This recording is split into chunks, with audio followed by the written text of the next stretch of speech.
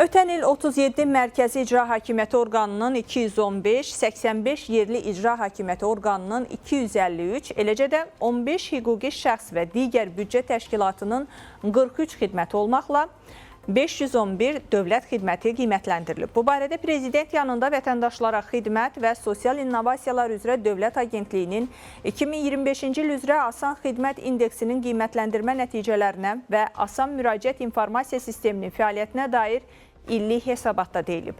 Tədbirdə bildirilib ki, qiymətləndirmənin əsas məqsədi dövlət xidmətlərinin vahid mənbədə toplanması, təkrarlığın aradan qaldırılması və idarəetmədə çevikliyin artırılmasıdır. Nəticələrə əsasən Mərkəzi İcra Hakimiyyəti orqanları arasında ən yüksək göstəricini Dövlət Miqrasiya Xidməti göstərib.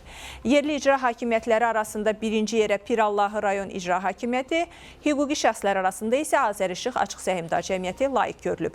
Asan Müraciət İnformasiya Sistemi üzrə isə 2025-ci ilin qalibi Bakı şəhəri Sabunçu rayon İcra Hakimiyyəti olub.